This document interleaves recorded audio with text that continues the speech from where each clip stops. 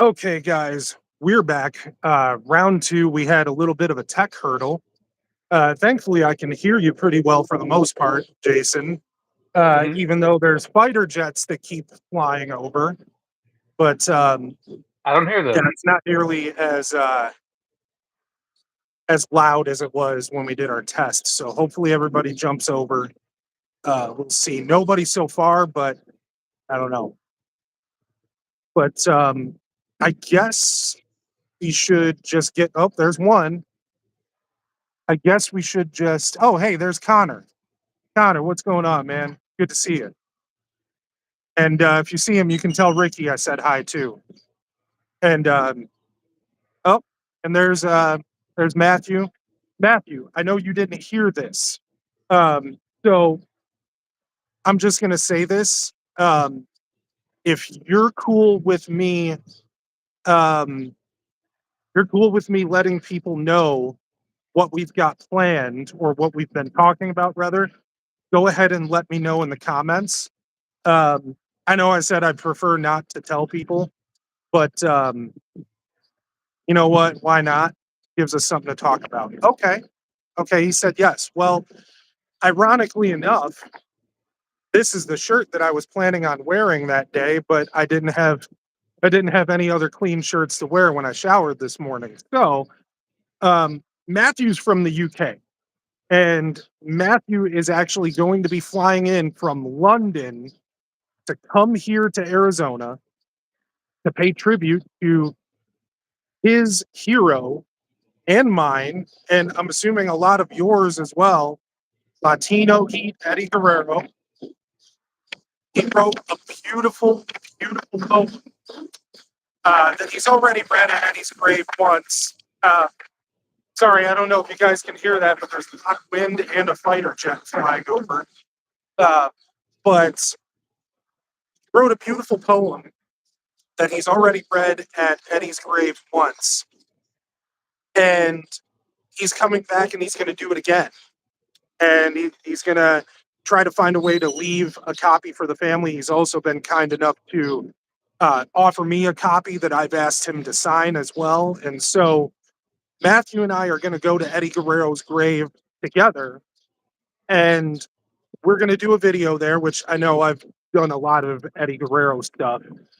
But this time, the focus is actually going to be on Matthew's journey to come to the US to pay tribute to Eddie from um,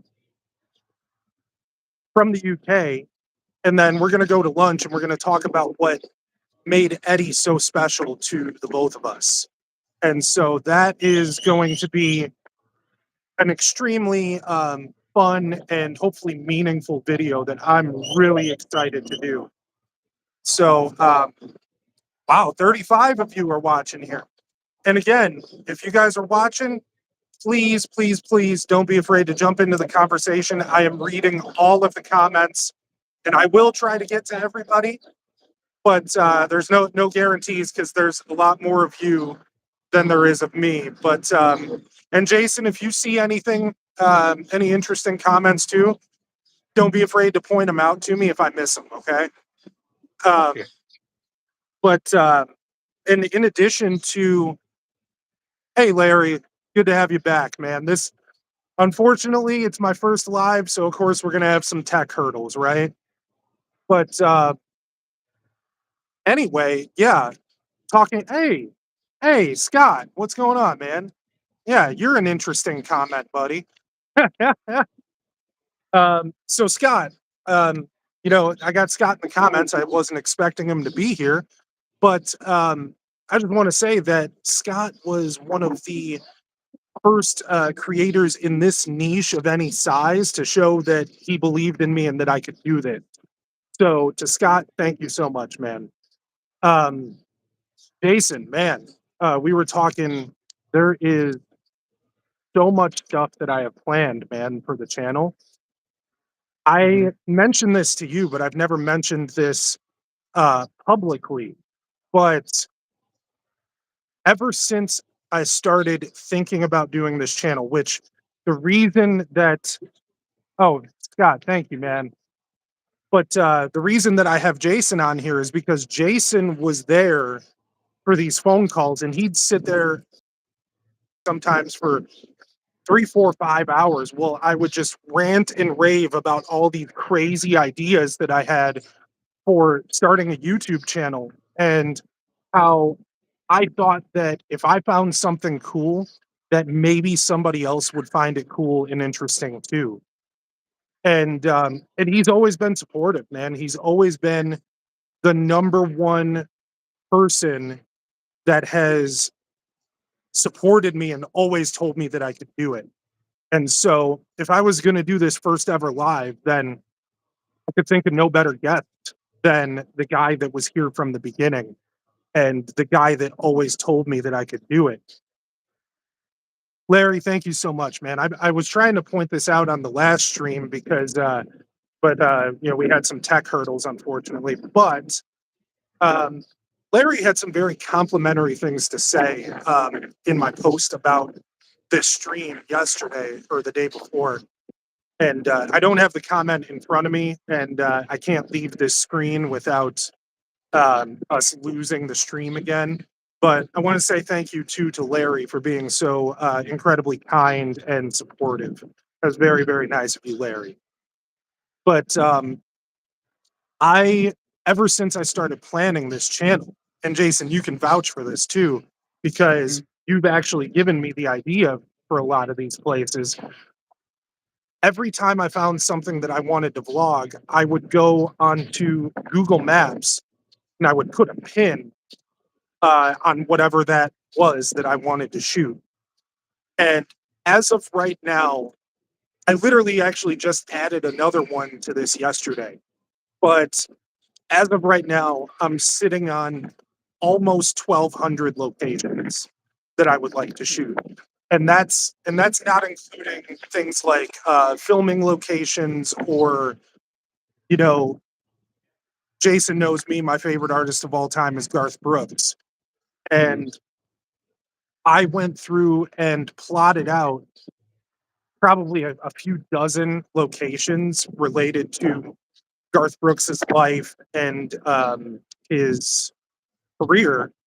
And I know that a lot of you watched Adam the Woo, and he did a video, one big video that was all of the filming locations, accessible filming locations anyway, from Forrest Gump. And it was all one big long video that he did over the course of months, I believe it was, or maybe even years. And the vision that I have for this Garth Brooks video is very, very similar to that, where I would go and visit all of these locations and then over time piece them all into one video for everybody to watch. Because, I mean, best-selling solo artist of all time, so I would think that a lot of people would hopefully want to watch that. Um, and then when I think it was what 2 years ago, Jason, that I came to visit you, right?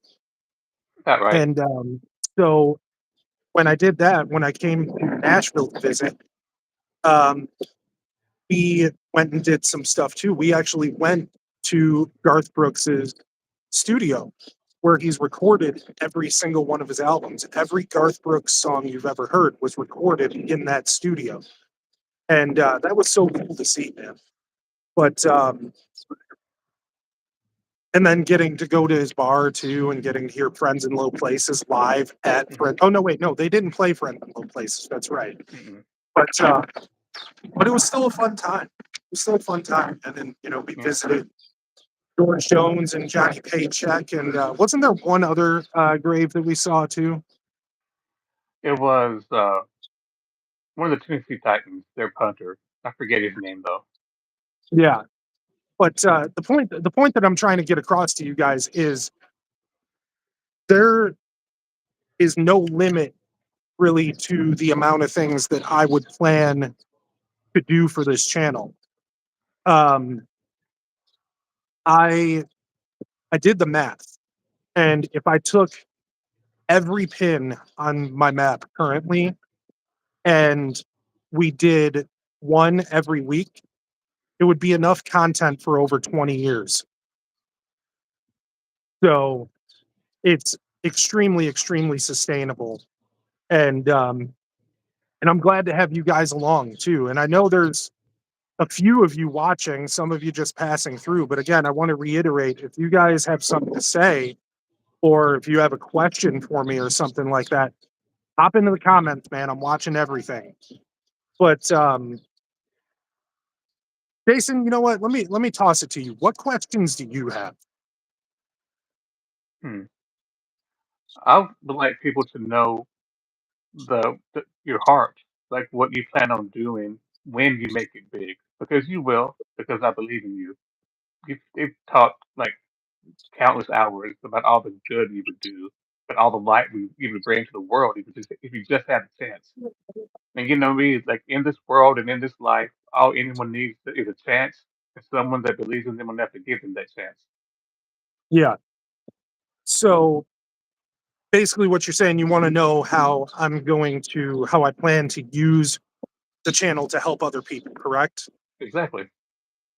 Okay. So you're right. This is something that we've talked about a lot. And I'm probably not at that stage right now where it would make any kind of substantial difference. But if, you know, if when I reach the stage to send $20, what? But anyway, thank you. But if when I reach the stage where, you know, there's a substantial amount of people that want to meet me, I would love to, of course, start going and doing meetups and stuff, and not just here in Arizona. Because let me be clear, that map, those 1,200 pins, they are all over the world. I'm talking about the UK and Asia and, Canada, Mexico. So it's not just here. But if I ever got to a stage where people wanted to meet me, then I would like to do something to help pull the people that I love into my wake and help them out too. Um, like my friend Dana, she has super chat. I don't have super chats, so not sure where you're sending that money to. But Larry says for them to believe in you, you need to believe in yourself as well. I kind of learned that a while ago. Man, it took me a little bit to try to figure out what the name of the channel. So let me ask you, how did you come up with your channel name?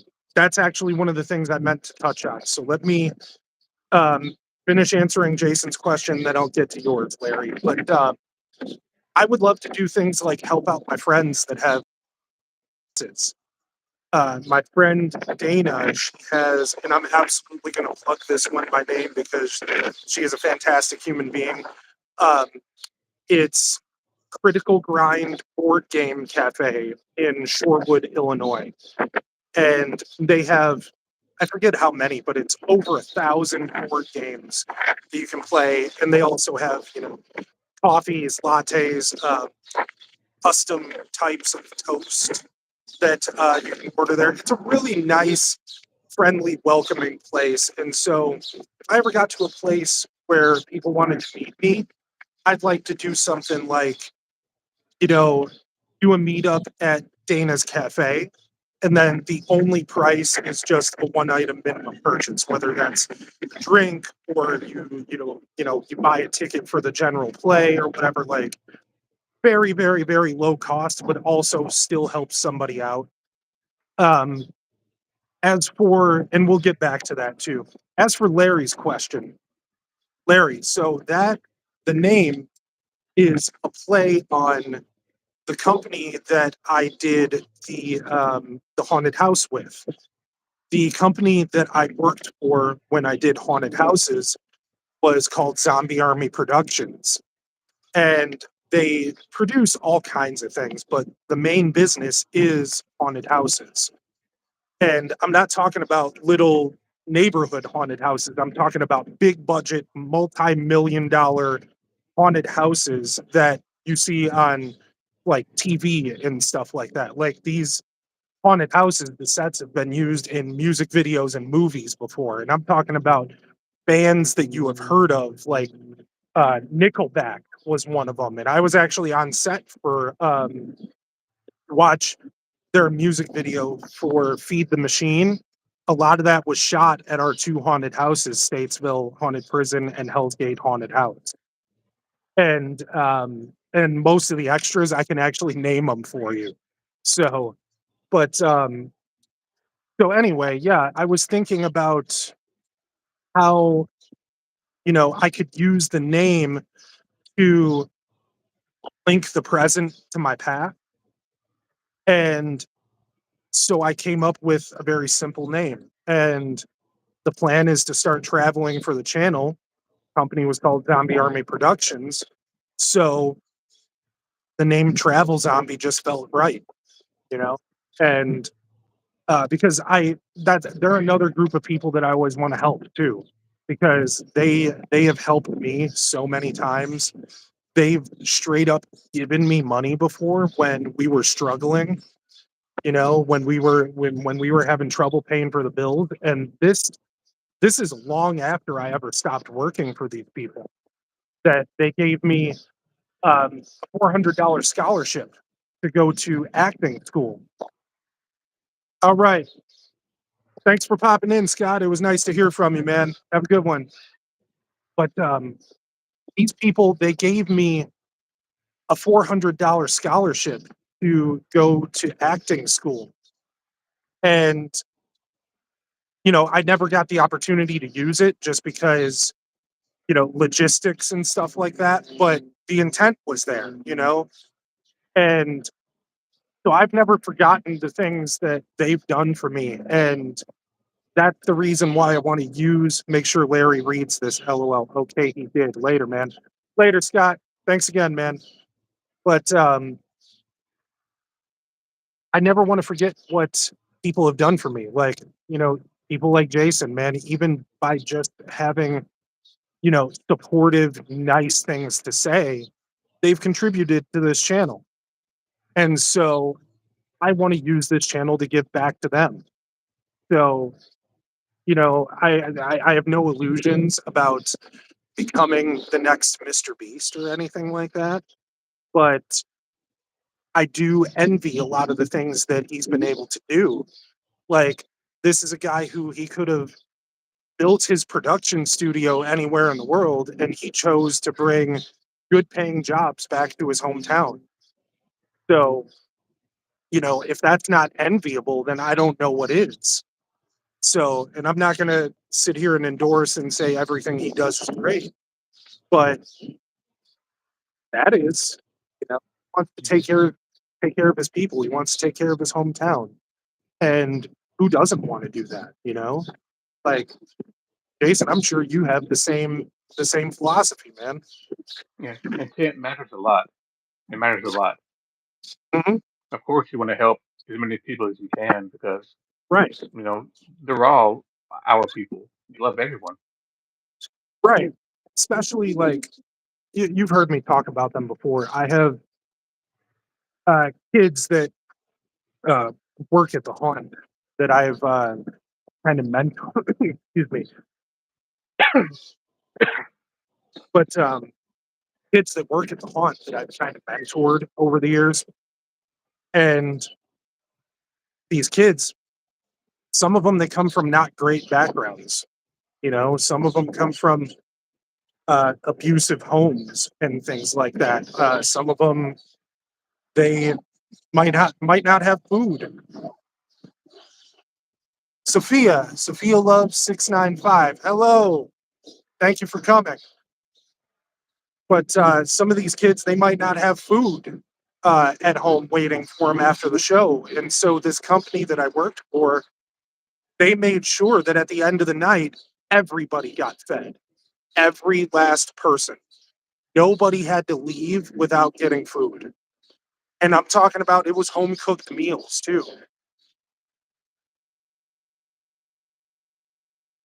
Told your mom that you're bi. She got mad. that makes me sad to hear that. I'm sorry, but know that you are welcome here. So, in fact, that's the kind of thing that I'm talking about too. Some of them are, you know, some of these kids at the haunt, they're gay, they're bisexual, they're transgender, whatever, and they don't have supportive parents. And so for us, we're in this place where it's full of theater people, and theater people are notorious for being extremely accepting of people of different backgrounds, right? And that's something that I'm very proud of, that I came up in that environment. And so you wish you had home cooked meals. Oh, I hear you, buddy. Hey, I live in a trailer, so I mean it's tough for me to even get them sometimes. Um, Connor's a good dude, by the way. His mom worked at the local Walmart over here, where I actually met Connor. Um, and he's a good kid. He's trying to start up, I believe it's a gaming channel. And so if you guys are into gaming, go and click on his profile, subscribe to his channel, help this guy out. All right. Um, him and one of the greeters at Walmart, Ricky, are so incredibly supportive of the channel. Oh, Ricky, or not Ricky, Larry, sorry. But I did see that. I will respond to your message right when we're done here, okay? Because if I leave the screen right now, it's gonna screw everything up and we'll have to start the stream over again. But I will get back to you, Larry. Um, but yeah, that's exactly the kind of thing that I'm talking about. That some of these kids, they're gay, they're bisexual, they're transgender, and they go home and they have to hide that, and for fear of their safety a lot of the time, for fear of being disowned. And that kind of thing breaks my heart, man. And a lot of them, you know, I would know them for maybe a month, and they would they would come to me and tell me that they're gay, that they're bi, that they're trans before they would tell their parents, because they knew in that short amount of time that the environment that they were in at the haunted house was a supportive environment. And so that's the kind of environment that I want to foster here. That's the kind of community that I want to have here. You know, I because I couldn't imagine not having supportive parents. You know, my mom completely unjustly one time got the notion that I was gay, which is wild because Jason knows me. I love women, um, Yes. but he from the outset was extremely, extremely supportive. Sorry, I'm not sure how to pronounce that name. Misael Rubio. Hi, how you doing? Nice to have you. Runs a free food stand, CC Castro. It is a good feeling, and that's something that I intended to mention when I was talking about them feeding the cast. They intentionally overbuy when they're buying the food for the cast because they would rather have too much than not have enough for everybody.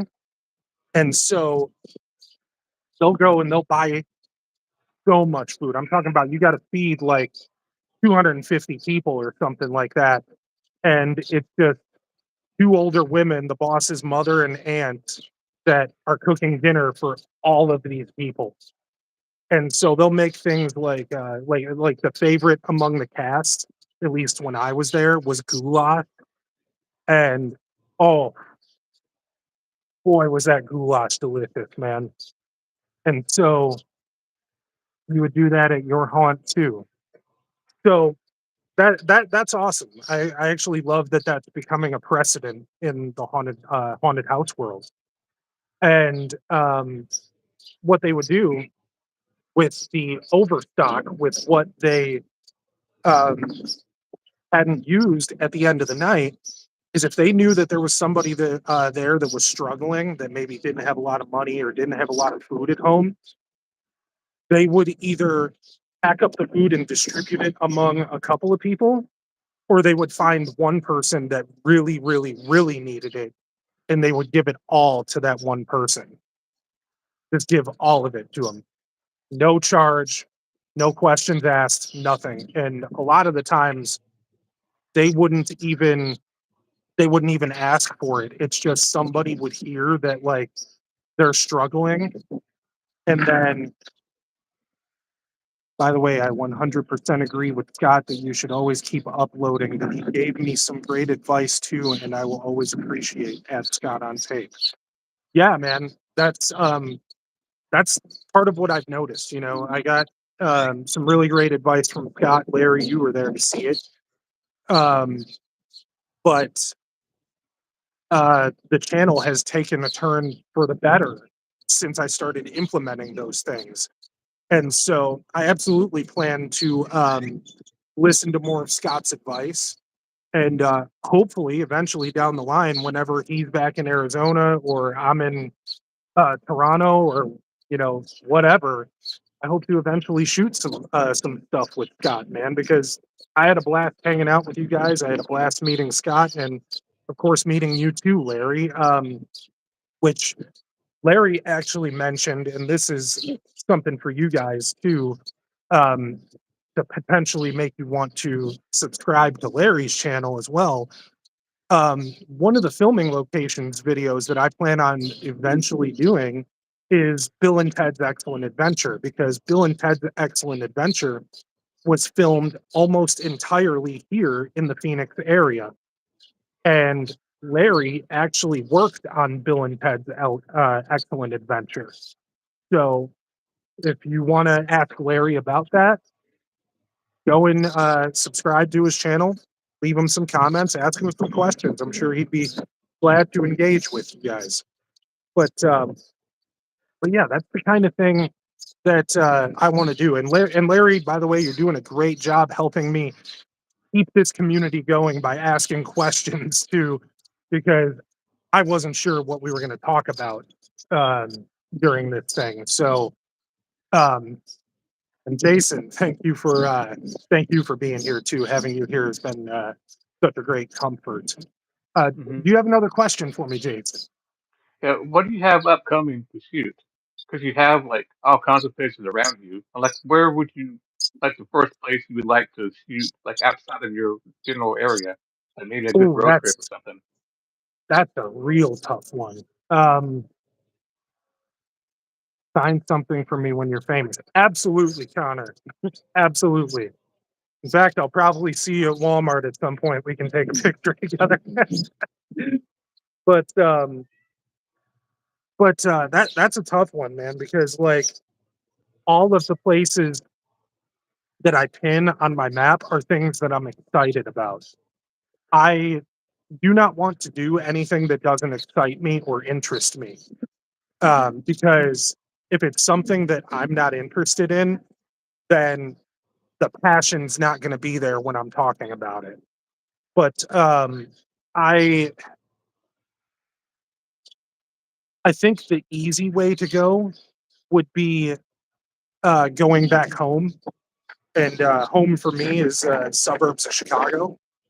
You know, go back to Joliet, Mayville, downtown Chicago, whatever, and do stuff like that. A big one. I actually toured this on one of my trips back home, but the prison that was used in the beginning of the movie Blues Brothers and in the TV show Prison Break, which I loved by the way, is maybe 10 minutes drive away from the first house that my family owned. And so, I would love to, uh, if it would interest anybody, maybe go and do like a hometown tour video. Um, CC Castro said hi. Hello, CC. But I, go and show people the local spots. Ace Drive-In, for example, has the best root beer on the planet. I almost swore there. So doing a good job of not swearing, right, Jason? Good job. A freaking good job. Cracking good. But yeah, I'm being a heckin' good boy. Anyway, Hmm. You try to be um, good sometimes. yeah, I try to be a good baby, but it's hard sometimes, right? It's hard sometimes. But so I would love to go and do the old Joliet prison where Blues Brothers and Prison Break was shot. That kind of thing is exciting to me. Um, I don't know about doing a whole Blues Brothers filming location thing because that's been seemingly done to death. This would be one I know that you would love too.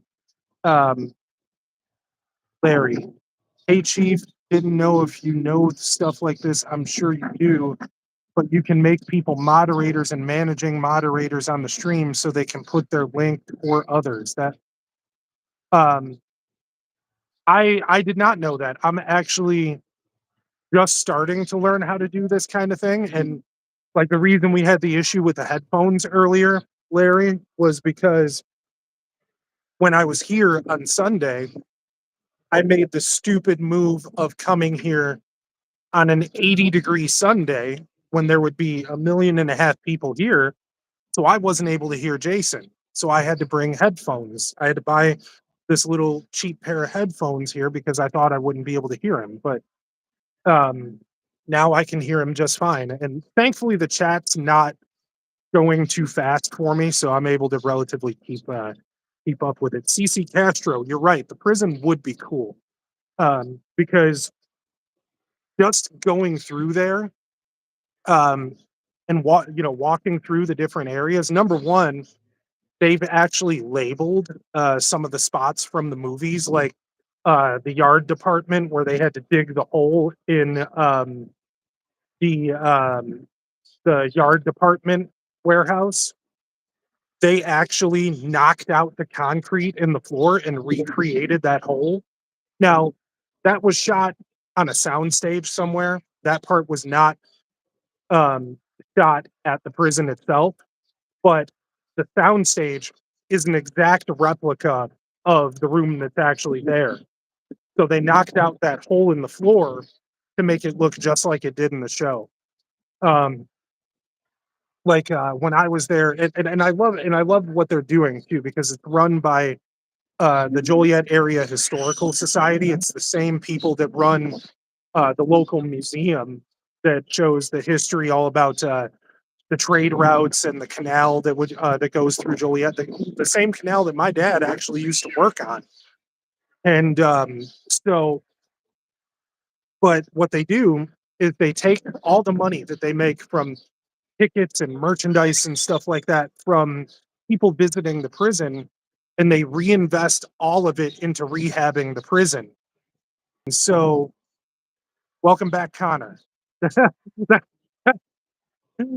didn't even realize the pun that I just made there. Welcome back, Cotter versus Connor.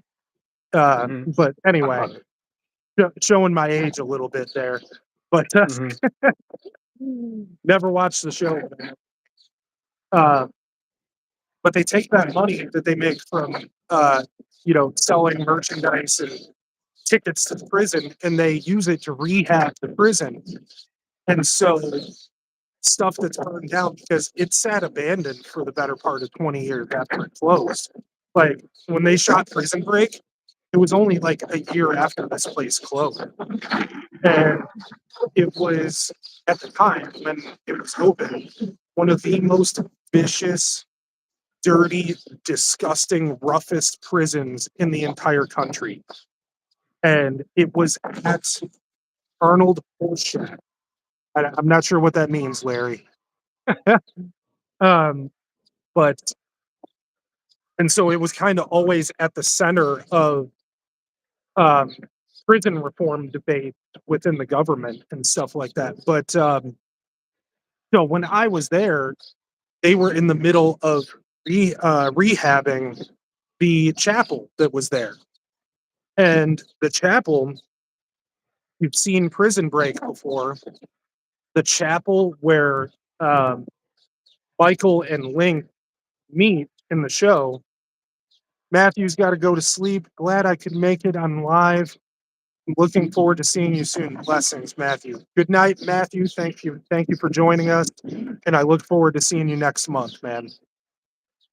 But so they finished rehabbing the chapel. I'm not sure what they're doing now, but they're, I'm sure, working on something else because they're constantly trying to reopen more parts of the prison, but they have to get like the asbestos out of there and stuff and Mhm. make it, semi-safe for people because as is right now, you actually have to sign a waiver before they'll allow you in. You have to sign a waiver when you buy your tickets, and you have to give a verbal waiver before you go in too.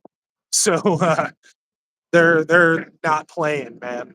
But because there's a lot of sharp edges and rust and stuff like that. But they're doing a really, really great job. I've seen pictures of the rehabbed chapel, and it looks absolutely beautiful. So I'm excited to the next time I go back get to bring you guys with me on the channel. Jason, got anything else, or if anybody in the comments, if you guys have from welcome back Cotter. Wow, I am tripping over my words. Okay, yeah, Larry. Like I said, I'd never seen the show, so I wouldn't. I wouldn't have got that reference. But anyway, so Jason, do you have any more questions for me or I anybody was in the just thinking, comments? What's that? I was thinking about all the places you should go if you when you finally do make it back to Illinois. There's all kinds of Yeah, places you can go to. yeah, there are. There's even places that aren't like tied to pop culture that I would Hmm. like to eventually go for the channel too. Like there's this state park that I used to go to called Starved Rock, and it's absolutely beautiful, man. It's there's I don't entirely remember the history of it, but there's some Native American history there, Hmm. and or indigenous people, I think is the proper term now. But there, it's so beautiful there because there's waterfalls everywhere, beautiful walking trails, and I've never been to this other one, but Matheson State Park, I think. When am I coming back to Walmart? Probably tonight, actually. Don't know when or what time, but probably tonight. Um, but there's Matheson State Park that a bunch of friends of mine that have told me is even more beautiful than Starved Rock is and has more waterfalls and stuff like that. And so I would love to eventually be able to take the channel there too. They actually have little cottages that you can rent out at Starved Rock, and it's just little standalone cottages, man, and they're so beautiful. And so I would love to, in the winter, sometime around Christmas time when there's some snow on the ground, go and stay in one of those little cottages. I think that would Hmm. be really, really cool. Um, yeah, there's so much stuff, you know. Major places I'd like to visit, of course, the big three: New York, Chicago, and LA, because those are places where there are endless amounts of things to do. Nashville is another big one. Uh, you and I talked about that. I probably wouldn't be able to do a ton on Lower Broadway just because there's copyrighted music playing everywhere. Hmm. Um, that's actually part of why I have that microphone kit because the camera that I use has four microphones on it, so it picks up sound from every direction, right? Larry, Florida is a really big one, I would say, and that's where I'm going a week from Friday. Ben, I hope you have a fantastic time. I've never been to Florida before, but it is definitely, definitely, definitely on the map. Of course, got to go to Orlando because I mean that's where all the theme parks are. And there's a million and a half things to do there too. So I would love to go to Orlando, and I could probably spend a month in Orlando and not run out of things to do. So, um, but there's a bunch of stuff that I would love to do in Florida. Another one, and this is one that you would probably be interested in too, Jason. Um, I've never seen anybody do a comprehensive video on the filming locations for the original Dexter series. I love that. So, uh, like I might not in the same video. San Diego was pretty nice too. Um, yeah, yeah, I've heard as much. I have a friend actually from my haunted house days. Uh, Not going to name her, but she is a haunted house friend from literally the very first day that I started doing haunted houses, all the way back in 2004, and has had one of the craziest career trajectories of anybody I've ever met. Um, Went from working in a haunted house to working for Marvel Studios to now I believe she works for the United States Geological Survey. So she's a scientist. So she went from haunted house to Marvel Studios to scientist. um, Hmm. and I may, if I ever get out that way, especially if I ever go to Disneyland, may ask her if she's comfortable being on the channel with you guys meeting her. No guarantees on that, of course, because I'm not going to press on anybody. But yeah, Larry says, I'll put it this way. I'll never forget working one night at a haunted house because my acting agent sent me there. And I got to scare the heck out of Alice Cooper. I'll never forget it. So I actually have quite a few stories like that too. Uh, but uh, so I think I've told you this one before, Jason, maybe. Sure, I did at some point. But because Statesville was around in the same area for as long as it was, it got a really, really, really big reputation. And it was even on like national television before. Like we were on the Travel Channel, we were on every local news station, we were on the radio, billboards on the highways. Like it was nuts, man. You know, working at Statesville in the like early 2000s, 2010s, and even up until the day that it closed was probably the closest thing I've ever experienced to being famous because people would notice my shirt. You know, I would be wearing a Statesville shirt or something, and they would ask me about it. And they would say, oh, I went there. It's the best haunted house ever. I was like, oh, yeah, I work there. And then all of a sudden, they have 1.5 million questions about it, right? And so it's the best conversation starter for me. So thank you for bringing that up, Larry. Um, One story that I will tell, because I'm trying to keep this focus mostly on the channel, is so one night, and we have a protocol, or at least Jason, is that a Superman poster behind you? I'm thinking it is. Yeah, it is, Larry. Yeah. Um, but so we had a protocol for when we would get VIPs. And that protocol is they would clear out the haunted house completely because there's nobody like setting your pace. You set your own pace, you walk at your own pace. And so what they would do is they would stop letting people in. And then once the last couple of groups were near the end of the haunted house, they would take the celebrity and put them in the first room and let them into the haunted house with a couple of managers escorting them, right? And then they would not let anybody in until the celebrity was about 3/4 of the way through because they didn't want the celebrities getting like mobbed or whatever, or running into people. And basically, they just wanted to make sure that they're not having the show compromised for them, right? And so anyway, one day a limo pulls up into the parking lot. And usually, like,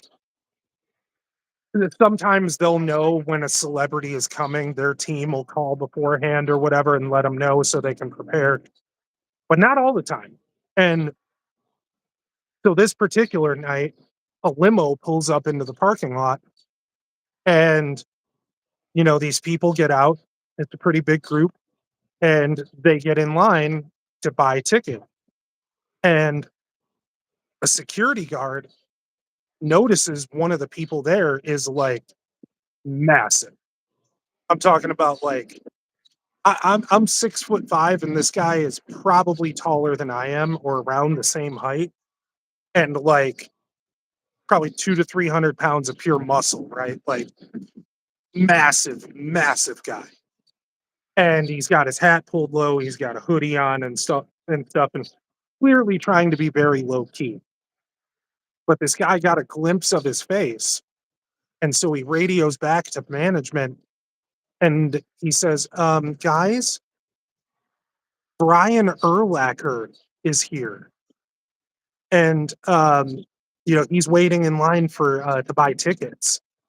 And for those of you who don't know, Brian Urlacher is a Hall of Fame NFL player from the Chicago Bears. He was not in the Hall of Fame at the time. He was still an active player at the time, but he he was in line to buy tickets, and the managers are like, what? Brian Urlacher is here, and he's trying to buy tickets. He's in the ticket line. No, he's not. Bring him up here right now. Bring him to the front of the line. So they bring him to the front of the line. He buys his ticket, and they escort him right past the line to get in. And they bring him in. And at the very end, every haunted house has to have a clown room, right? Well, our clown room at the time, one of the last things you would see is called an endless hallway illusion. And what they do is they take a real mirror on this side and then a two-way mirror on this side, and they put some light between it. And what it does is you are looking through the see-through end of the two-way mirror, but what's happening is the image of what's between the two pieces of mirror is bouncing back and forth. So your eye perceives this as a never-ending hallway, right? It looks like it just goes on and on and on and on and on, kind of like I'm doing. But so and I should clarify too, this stuff is made of Lexan. Lexan makes bulletproof glass. Okay. Um, they make like bulletproof plexiglass and stuff like that. And right next to there is the door to get to the there's like a one of those spinning tunnel things that you walk through, and then you exit out the front. So right next to that endless hallway illusion is a door that's made to fit flush with the wall, so you can't tell that it's a door. And so the boss and his brother are walking right behind Brian Urlacher, and he gets to this endless hallway illusion, and and Brian Urlacher looks at the boss's brother, and he says, "How do I get out?" And the boss's brother, being either brave or stupid, we're still not sure which, tells Brian Urlacher to take a couple of steps back and run straight ahead as fast as he can. No. Again, this is a large enough man to kill most adult humans. And so Urlacher takes a couple of steps back, trot, trot, trot, wham, chest first right into the plexiglass. And right after that, the door next to him opens. Thankfully, thankfully, he was a good sport about it, and he was really, really cool. He even did a plug for their online YouTube show, which I'll plug here, Days of the Living Dead. If you ever wanted to see what it's like to uh, be backstage and see what it takes to run a major haunted attraction, that's where you want to go. Go watch Days of the Living Dead. They'll show you the real thing. And you'll actually see me on there in past seasons too, prior to 2019, I believe it was. So yeah, man, I got way off track of your question, Jason. And again, I want to repeat myself because I'm not sure how many of you have been sticking around or how many have passed through or how many just joined. But if you guys have questions, type them in the comments. I want to see them. I want to answer. I want you to engage. All right, Jason. Next question. No, I was just thinking about your haunt kids. Like, as long as I've known you, you love those kids. I think you've been Yeah. there for them at times in their lives when they needed the most. Like you have Yeah, with me as well. It's just the type of person you are. Like you love people. You love caring for people. You love being there for yeah, people and lifting them up. man. It's that's one of the best and the hardest parts of people at the haunt being so close to each other because you've been there for me through some heartbreak too when um my friend Jesse, who is known in the haunt world as Chops, when he passed away, he went in for a gastric bypass surgery, and this was during COVID, and unfortunately didn't make it. But through those tragedies is when we see the most beautiful parts of that community, and that was no exception, man. Because and you know, this is going to sound like I'm tooting my own horn here, and I'm not intending to, but uh, I was a large part of what I'm about to tell you guys. Um, I, since Jesse passed away, have become close with his family, specifically his mom, and I believe his. I don't remember if she's his sister or his cousin, but anyway, what's the stream about? It's basic. This is basically just a getting to know you stream. We're talking about my past, um, how this channel came to be, and the why of it all. So this is a chance for you guys to come and get to know me, and for me, hopefully, to get to know you guys too, and to talk about the future of the channel, the um, the process of how the channel came to be, um, and all kinds of stuff. I'm just here to have a conversation with you guys. But you know, Jesse was a great friend of mine from the days working at Statesville, and when he passed away, it just okay. I'll like the stream to show support. Thank you so much. And if you have any questions, leave them in the comments because you know, as I've said a billion times during the stream, I'm reading every comment. I am trying to answer every question because I want this to be as enjoyable for you guys as it is for me. In fact, I want it to be more enjoyable for you guys than it is for me. But Jesse was a great friend, and I wholeheartedly believe that he'd be one of the biggest supporters of this channel if he was still alive today. In fact, his mom has become one of the biggest supporters of this channel too. She just commented on one of my videos a couple of days ago, and we, as what's this? Oh, we're just wow. There's a lot of new comments just popping up. Hello, guys. Nice to see you. Nice to have you. Thanks for coming. Um, but he he was somebody that was very much about, um, you know, being, I've told you before that when I did, and we're not going to get deep into religion here, but when I did go to church, my pastor would tell us, um, to be the hands and feet of Jesus, right? To do as Jesus would do. And so Jesse was, to me, the perfect embodiment of that because he would,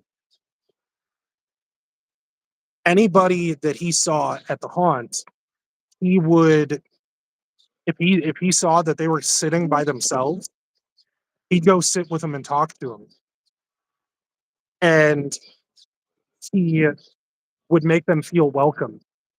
And if they were part of, you know, a marginalized community, like if they were gay or bisexual, transgender, or just different, you know, anybody that didn't fit in with the quote unquote normal people, which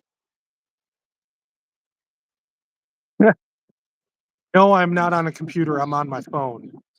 No, the person next to me, the person that you see over here, that's my friend Jason. He is from Tennessee, and he was actually one of the earliest supporters of this channel, um, long before this channel was ever a thing. When it was still just an idea, he was one of the people that was encouraging me to go and do this, and that it could be a real thing. What's the channel? The channel name is Travel Zombie. It's the one that we're hosting this stream on. But and by the way, if any of you are wrestling fans too, wrestling is a content pillar for me. But it's also not going to be. Um, it's also not going to be um, the only thing that I do. But we are always going to be doing wrestling themed stuff. Message is held for review. Oh, it's Connor. I hope you're having a good day too.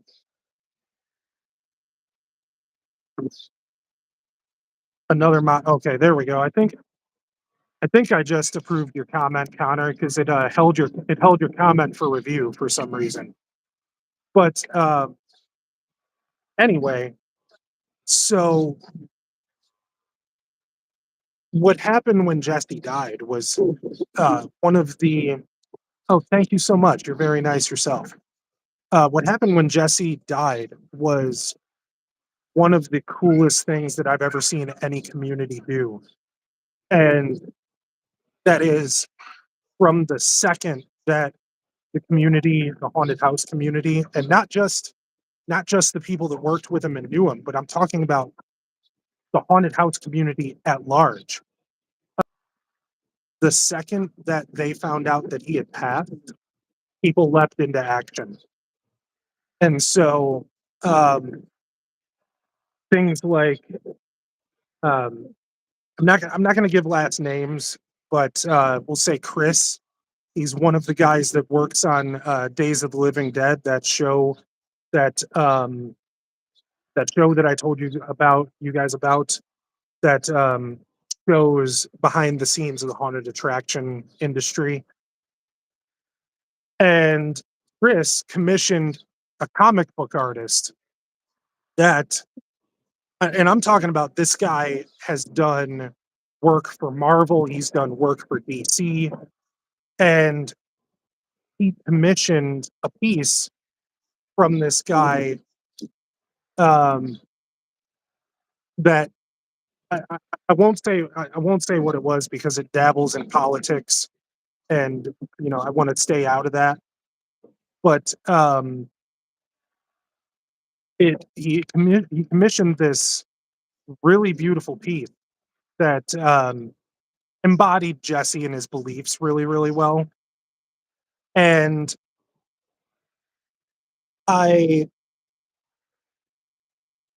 it's still sometimes a little tough for me to talk about, but we I asked his family and asked the artist, like, "Hey, what if we took this illustration and we put it on merchandise? We put it on, t-shirts, mugs, cups, like what basically anything people could possibly want to buy, and set it at a reasonable price, and then put take the money and give it all to his family."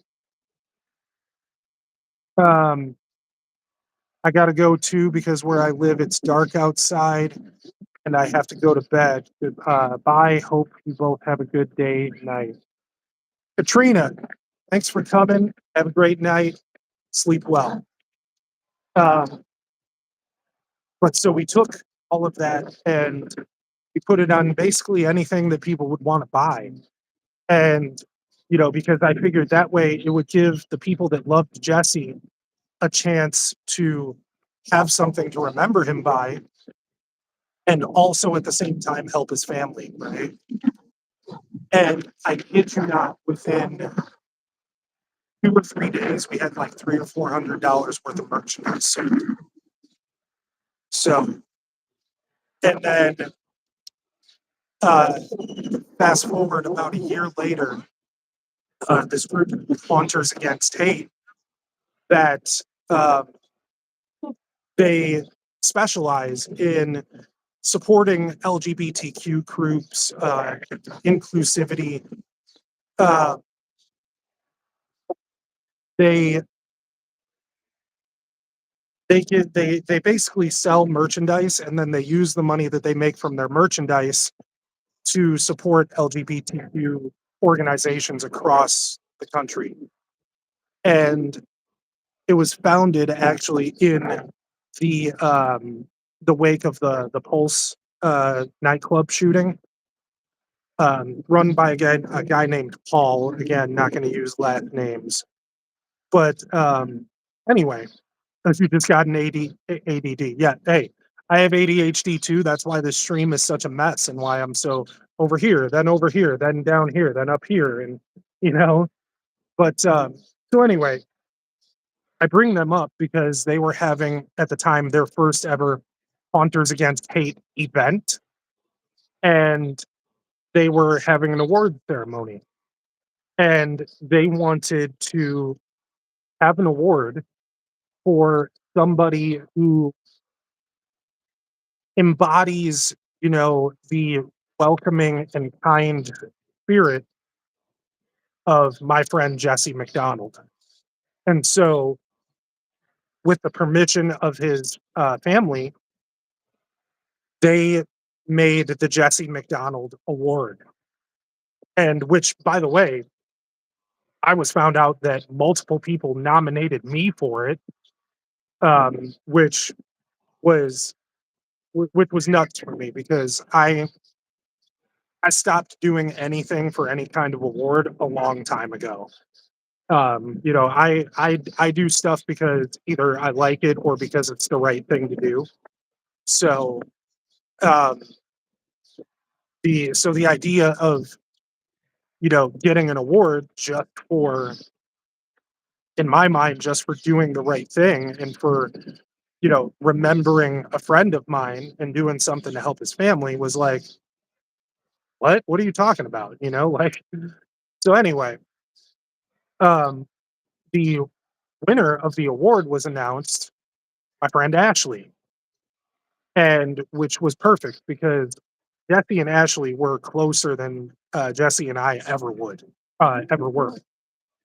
And so from the moment I found out Ashley had won, I said, man, we got to do another message held for review.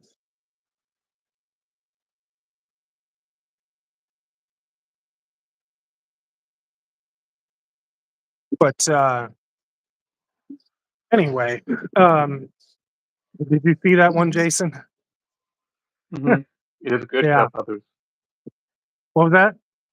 I said it is good to help others. It's like I said But earlier, intent matters a lot.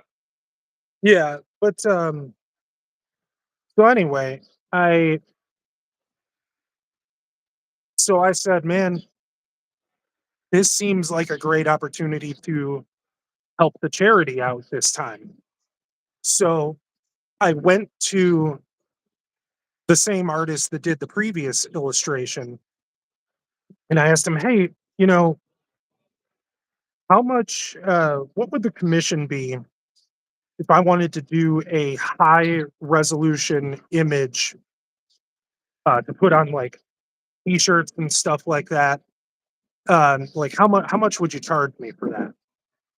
And oh, I see you, Larry. It's so good to help others and also to keep their memory alive. You're right, and I'm getting to another way that we did that too. And so I went to this artist, and all credit to him for doing this too, and explained to him my idea for the illustration and what we wanted to do with it. And the idea for the illustration was we would take Jesse in his full haunt costume and makeup, and Ashley in her full haunt costume and makeup, and we would put them together. And we had a picture of the actual physical award that she was going to receive too. So I gave him pictures of those three things and the facade of Statesville, and I sent it to him. I said, "Hey, can you put in front of the facade at Statesville Jesse presenting the award to Ashley himself?" And after I gave him what I wanted, I remembered something. When you walk into that front door at Statesville, there's this fog that they can fire down from above the doorway, and it has light that they can change the color of the fog. So I had the idea, since this is to support LGBTQ, you know, um, charity, that we would have the fog coming down, wrapping around them, and the fog would be coming out in the color of the rainbow flag. And so, and Ashley, by the way, had no idea that this was happening. And I wanted to keep it that way because I wanted it to be a surprise for her. And so I got it back, and by the time by the time that she had had received the award, I had already unknowingly to her contacted her mom and gotten her address and t-shirt size. And I'm going to and so what I ended up doing was I had already printed a shirt just for her that had um on the front it had the graphic, and then on the back I forget exactly what it said, but I had set up um where hers would be different from anybody else's. And so we ended up taking that design, and we modified what was on the back just a little bit, so that way, hers and the ones that her family had were special, you know, and the ones, because Jesse's family ordered a couple of them too. And then we took all that money and we donated it to the charity. And the cool thing about it was they were just launching the next edition of their book of haunters, where people could talk about their why the message of Haunters Against Hate meant so much to them. And so what we what we were able to do was they were selling sponsorships in that book, where you could pay them, I think it was 100 or $150 or something like that, and they would put your name or your company logo in the book. Now, I was already featured in the book. I had already submitted to be featured in the book, and So I I said, you know what? If I have enough money to buy a sponsorship in the book, then why don't I use that donation to help yet another person? Right. So I went to one of the bosses at the haunted house that I used to work at, Hell's Gate, and I said, hey, I'm going to be donating this money anyway. And for the amount that we're donating, I can get a sponsorship in the book, but I'm already in the book. I don't need to be in it a second time.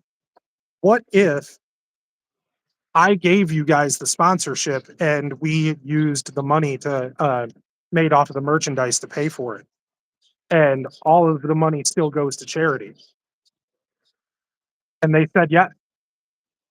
So now, I forget which volume it is, but if you go into their store and you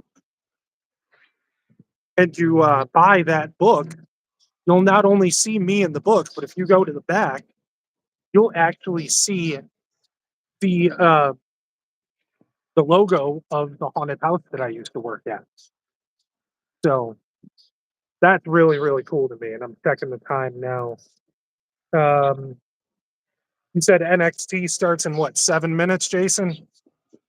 That's fine. I think you'd run over and kill commercials for me. I won't have to watch those. Okay. So yeah, if you guys in the comments have questions, I mean, otherwise that's what Jason's here for. He's here to think about the kind of stuff that you guys might want to know about me and about this channel. So Hmm. um, if you guys have any questions, leave them in the comments, man. Leave them in the chat because I want to hear from you guys. That's what this is for. So, What are you working on Jason, next? what am I working on next? I think I think the next long form video I put out is probably going to be from the Musical Instrument Museum in Phoenix because they have an exhibit on Johnny Cash, and Nice. so they have one of his black suits and his guitars and stuff. They also have stuff from Alice Cooper is there. Alice Cooper is from Arizona, so um, all kind like I have stuff planned here, but where it gets difficult in Arizona in the summer is the heat, and Hmm. so that's why I was able to be so much more consistent over the winter months than I was during the summer months because it's a lot easier when you can do stuff outdoors. And, during the summer, you can't really do stuff outdoors because phones overheat, cameras overheat, batteries overheat. And so, unless you're getting out at like 5 a.m., you're not really able to do much outside. Um, so, I have to find stuff that I can do indoors. I hope to potentially start traveling a little bit for the channel this year too. Like I went down to Tucson and I did the Dillinger Days at the Hotel Congress there. I think it was about 2 months ago, 3 months ago maybe. And if you guys haven't seen those videos, that was a great time. By the way, they have a full reenactment of. You don't like me looking at you, but yeah, I'm overheat. that's That's part of the reason why I might eventually move back to Chicago. Um, but I do kind of like the stable weather here, whereas over there it could be sunny 1 minute and 10 minutes later tornado. So you know, but Hmm. mm, but yeah, it's sorry, what was the question again, Jason? I just wondering what you had planned next. Oh yeah, so I I have a couple of places. I can't name them off the top of my head, but there's some smaller museums that I would like to do here that I've never seen anybody do. Like there's the Hall of Flame Fire Museum somewhere here in the Phoenix area that I would love to do. That sounds like a lot of fun to me. Um, there's also some bigger museums that I've never done here, and so there's somebody flying around on an e-bike on a walking path here. So anyway, but yeah, so it's right now it's a game of finding stuff that I can do indoors because it's just I can't do stuff outdoors because I can't have my equipment overheating. And I can't be it wouldn't be a very fun video if it ended with me in the hospital, you know? Mhm. But, hopefully hopefully I'll eventually, um, be able to start traveling, and the sooner that we can get, the channel monetized, the sooner that's gonna be able to happen. So, if you guys wanna see me start getting out of here, start watching everything that I do, man. Because as of right now, the only hurdle left to full monetization is watch hours. So, if you guys watch and watch and watch and watch and watch, then eventually I'll be able to start doing more stuff for you guys. And and if there's any places that you guys would like to see me do too, specifically here in the Phoenix area, let me know. You can leave comments on my videos. You can comment here. You can get at me on Instagram or Facebook. And by the way, if any of you are not on there, click over to my channel, and then the link in my bio will give you link to my Cameo, my Patreon, Facebook, Instagram, all of it. So, but I man, there's so much that I have planned. Like I've never been to a Disney or Universal park before. My uncle used to work for a company.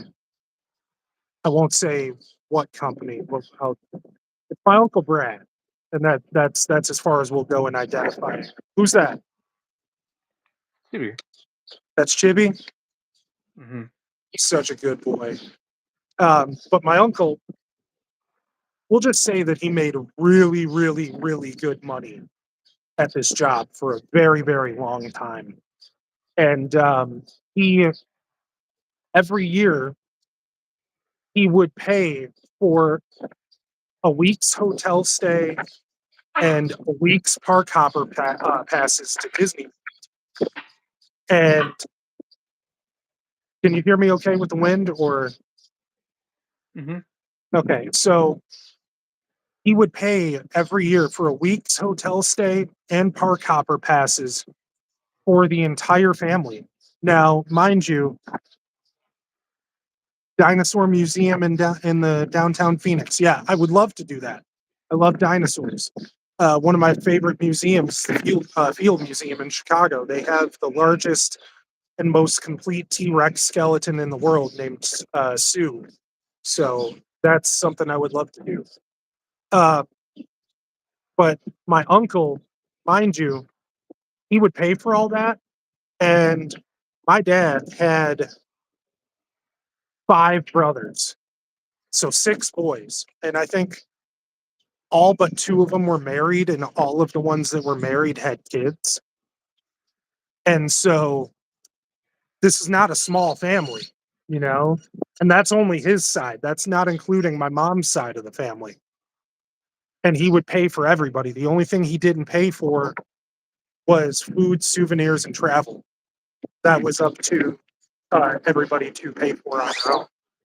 And unfortunately, we could never afford to do it. My parents couldn't afford to take the time off of work.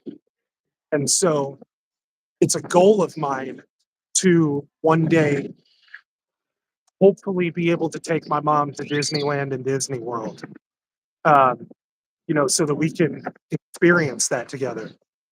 We got to do something, I think it was last year, where we actually got to go and drive our own car on the track at Phoenix Raceway.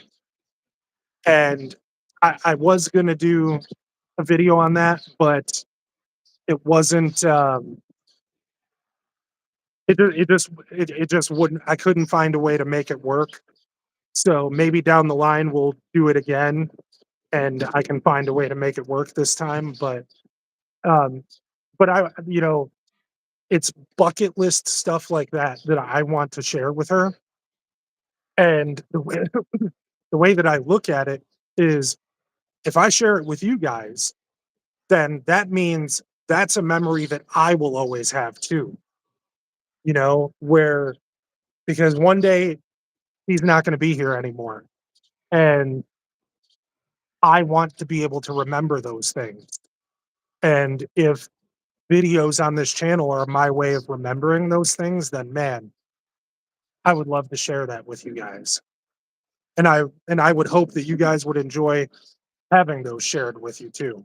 So yeah. Hmm.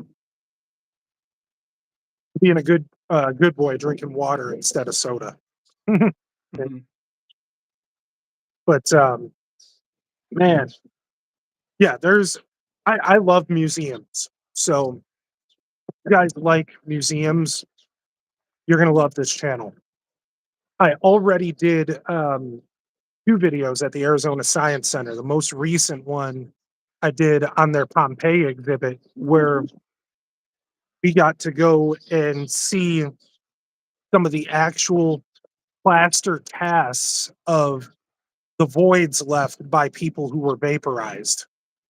Not vaporized, but they were burned to death and their bodies were um, covered in ash and throughout the years decayed to the point that they just no longer exist. Um, Main focus of my channel, um, it's that's difficult for me to pinpoint because the idea was for this to be an avenue for me to be able to um, find a way to make a living doing things that I love to do. And so the focus for me is just doing things that I enjoy and hoping that, hopefully somebody out there will enjoy them too. And because I think that's a lesson that those of us who watched Adam the Woo have learned from him. One of his greatest abilities was to take something that you or I wouldn't. Uh, focuses on pop culture. Yeah, I would think that this channel would be somewhat similar, but done in my own way. Like I might eventually do, some locations that Scott has done before, but I wouldn't do them the same way that Scott would because, Scott and I are different people. And so we're going to talk about different things. Like I'll boil one of the items on my map that I, excuse me, the one that I just posted to my map yesterday. Um, Obviously, I'm a huge professional wrestling fan. Jason is as well. Jason actually trained as a wrestler and even had some matches. And so wrestling is always going to be a content pillar for this channel. And one of the things, Larry, you were there for this. If you weren't, go back and watch my afternoon with Scott on tape video because he talks about stuff like this. Scott actually mentioned that he did a video on the grave of Sage Stallone and where he died and where his grave is. And somebody had asked him, like, who's going to watch Sage Stallone? And Scott said, everybody that watched Rocky 3, I think it was. And so I tend to think along those same guidelines. And so the map that I added yesterday, I was listening to music and the D-Generation X theme song came on in my headphone. And so now I knew that the singer of that song had passed away. He had performed on a couple of WWE shows before. And so I had the idea, I was like, I wonder if he has a public grave. And I'll bet you nobody's ever done a video on it. And so I looked it up, and sure enough, he does. He's buried in New York. I don't remember the exact cemetery that he's buried in, but I got his exact, section number and plot number, his exact location in that cemetery. So one day I'm going to try to find enough information and go and do a video on the guy that sang the iconic world famous D-Generation X theme song. And will it do well? Will it not? Will it get a lot? Will it get 900,000 or a million views like Scott's Sage Stallone video did? I don't know, but maybe somebody will find it interesting.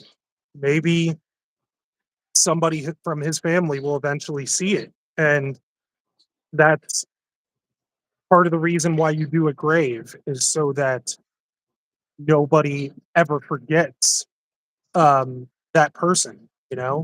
Like Eddie Guerrero, man, nobody's ever gonna forget Eddie Guerrero. Um, a lot of people, believe it or not, got upset with me when I posted a short a little over a week ago now, where uh, I was showing people how to find Eddie Guerrero's grave in Scottsdale. Now, mind you, the location of his grave has been public knowledge for a very, very long time. It's never really been a secret.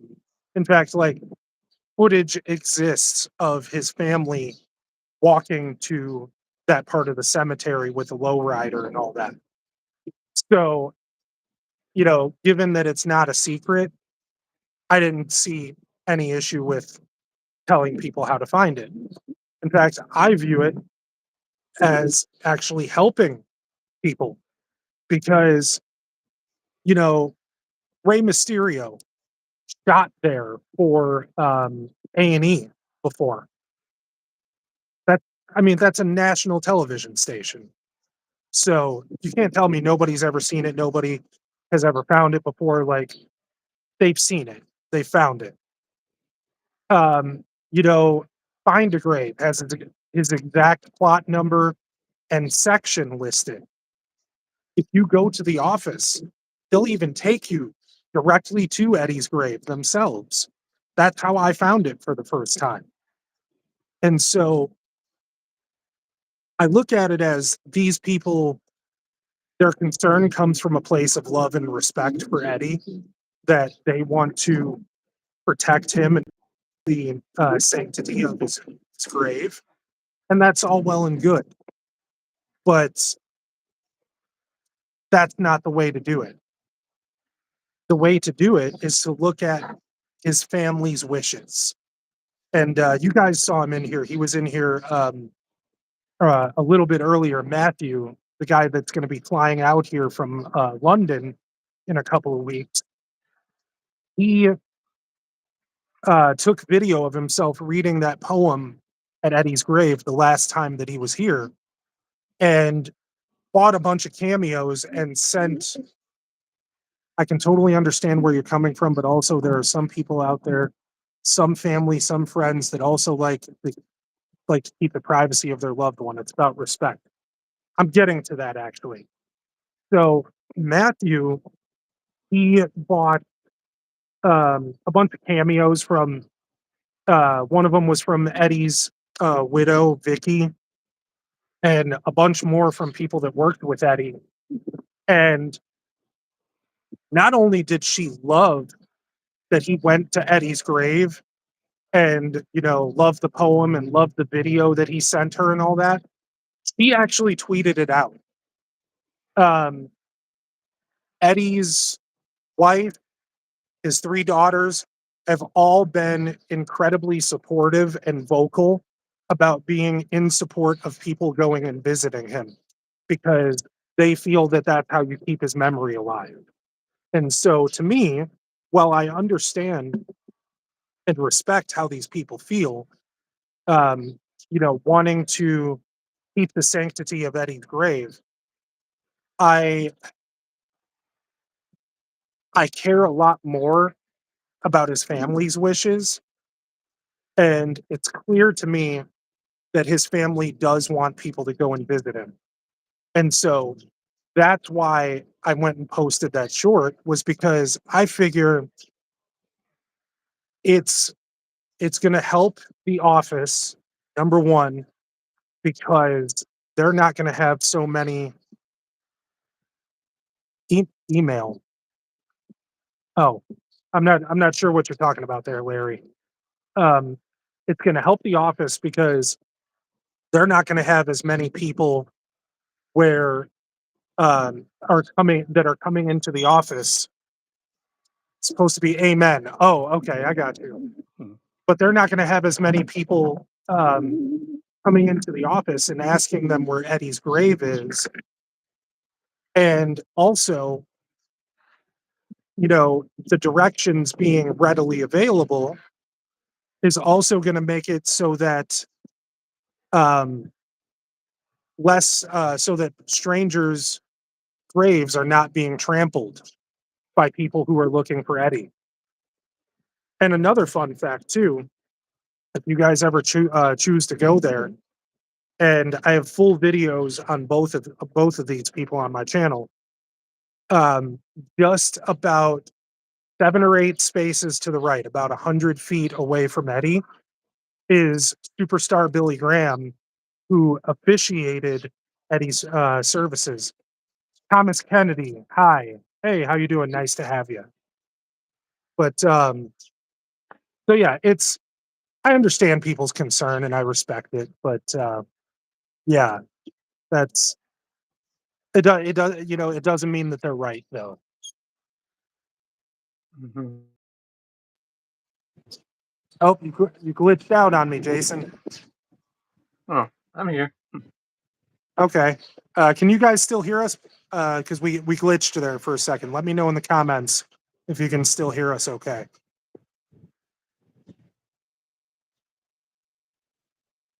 Gotta wait for a second. I think there's a little bit of a delay with the comments.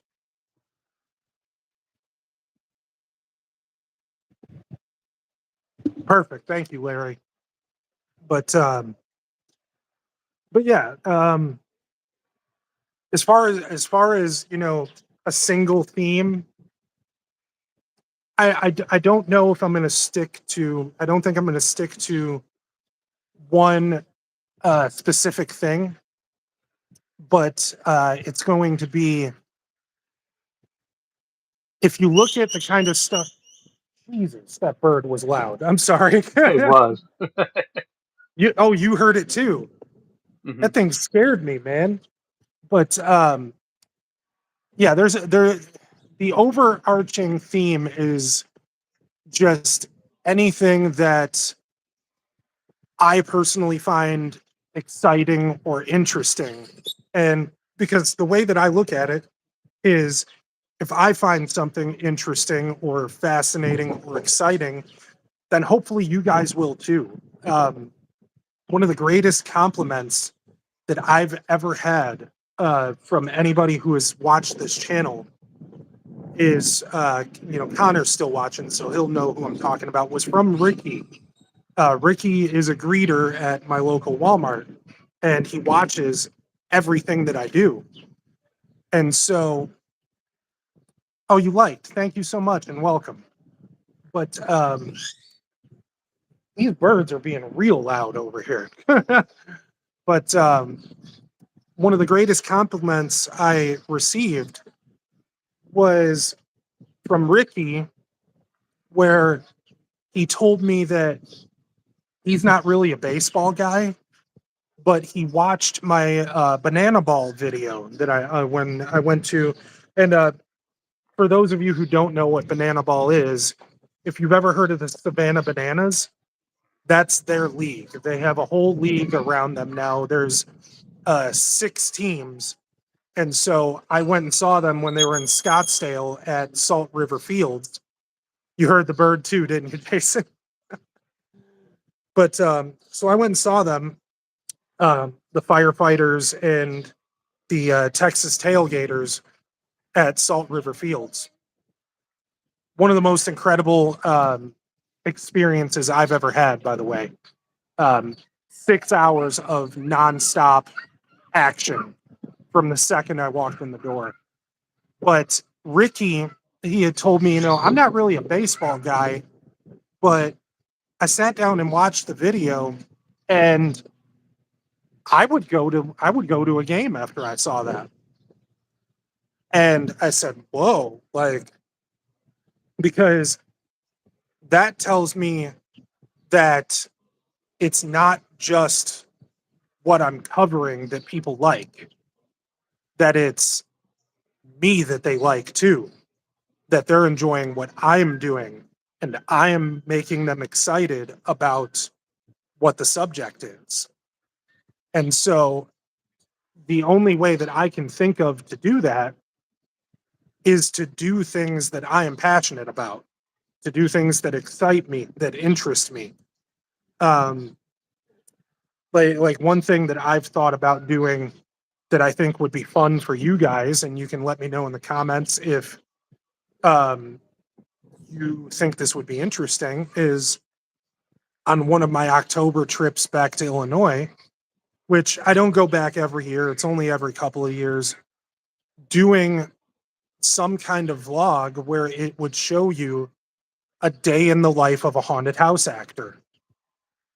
And because a lot of people, a lot more goes into that than most people realize. It's a very, very long day and a very, very physically exhausting job. But it's also the best job I've ever had. So, trade off, right? Mm-hmm. And by the way, without that job, there is zero chance that I would ever have enough confidence to get in front of you guys and talk like this right now. Because I was such an introvert when I started doing that. And so this idea now, going from a kid that really didn't have a lot of friends in school to now all of a sudden 1,000 people want to hear what I have to say is crazy. That's insane to me. Like, and to have people here like Connor and Larry and he was in here earlier, Scott on tape, supporting that and saying, hey, you can do this, man. Like, I believe in you. I see it. Because wasn't always like that, man. A lot of people are not lucky enough to have that supportive system behind them. And that's why, Connor, I'm always telling you, man, keep doing what you're doing, and eventually you'll find other people that like it too. So you just got to keep going, man, because I started this channel. This was just a personal channel that I didn't really do anything with for most of its life. And then I converted it into this channel and deleted everything that was there. I still have it. It's just not publicly viewable. But I started out, I had maybe 200 subscribers. And Night, and I truly appreciate that very much. And here, my battery's getting low on my gimbal, so we might have to, let me actually, wait. I might be able to plug in, yeah, I can plug in my gimbal so we can go a little bit longer. But, Yeah, take the dog out. oh, you do? Whoop, gimbal just died. But, oh, there we go. Maybe. There we go. Yeah, I think I got it. Okay. Oh, nope, I don't. But maybe that's the cue that we should call this one where it's at, because my gimbal is now dead. Whoops. Yeah, it's a cue, huh? What's Oh, that? take the sign. I guess it is a cue, huh? Take the sign. Yeah. Let me, because it keeps going. I had the phone on the gimbal and it keeps. You know what? Let me show you guys a little bit of where I'm at before we go. I'm gonna flip the camera around because this park is like gorgeous. Check this out. And this isn't even close to being half of the park. Look at that. Isn't that gorgeous? Hmm. All the way down there, there's like baseball fields, a basketball court, and all the way down at the end, there's a dog park down there. They got a splash pad over here for the kids, pavilions, all kinds of stuff. It's really beautiful.